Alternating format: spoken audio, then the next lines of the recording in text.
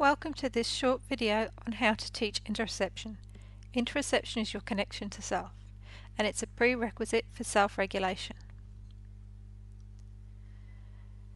It's important when we're thinking about teaching interoception that we don't try and get people to run before they can walk, metaphorically speaking. In this analogy, our running would be the ability to self-regulate unaided and unprompted.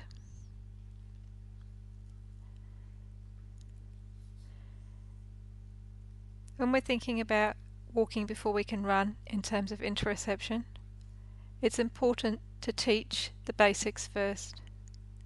Without body awareness, the experience of emotion will be difficult. So the first thing we need to do is actually teach awareness of different body parts. For example, your hands, your legs, your arms, and your feet.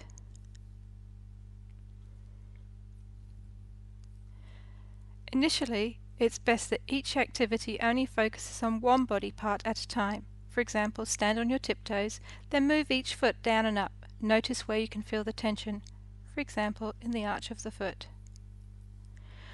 Once you're able to feel each body part, you can introduce more complex body state changes. For example, this stretch and twist. In this position, the body is changed in a number of areas, and you might be able to feel it in your arm, in your leg, and in your back.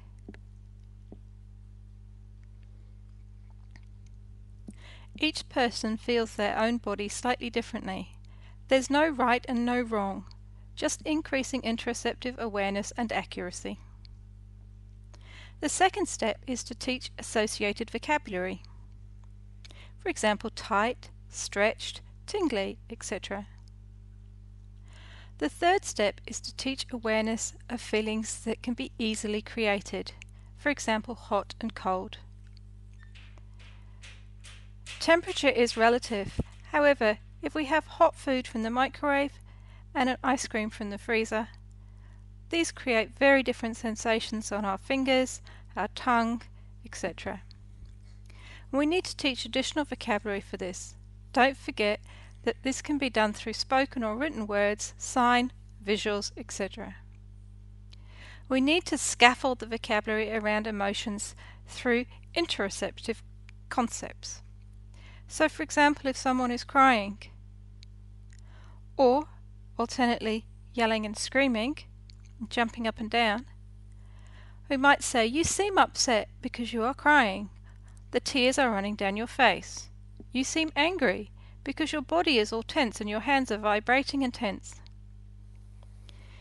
The sixth step is to teach how external things impact us internally. For example, you might use a dehydration chart that shows the colour of urine and links it to your level of hydration. Or you might use visuals to explain what to wear in what kind of weather. The seventh step is to teach self-regulation skills. You can only do this when you're starting to develop your interoception, and the idea is that when you're starting to feel uncomfortable, you need to do something about it. For example, if you're too cold, put a coat on. This is helping you to self-regulate and self-manage. Another example is when you're getting angry or stressed, do an interoception activity. It will calm you down. Each interoception activity needs to be done twice. The first time is just doing the action or activity and seeing what you notice. Then you describe or indicate in some way where or what you feel it. And then you do the activity again, guided where you're going to notice. So for example, you might have your hand out, just relaxed, and then you might scrunch it into a very tight fist. And just think about, where can I notice a difference? Then when you've discussed it or pointed to where you feel, you might be guided as to where to feel it. So you have your hand relaxed, and then you might decide, okay, I'm going to feel it on the backs of my knuckles. And notice while you're doing it what your backs of your knuckles feel like when your fist is scrunched up. Each interoception activity can take as little as 1 to 5 minutes. You can make your own up, use yoga poses or warm-up stretches, or find some online. Action songs are also great to develop interoception. Thanks for watching. I hope this helps you to develop your self-regulation or to support others to develop theirs.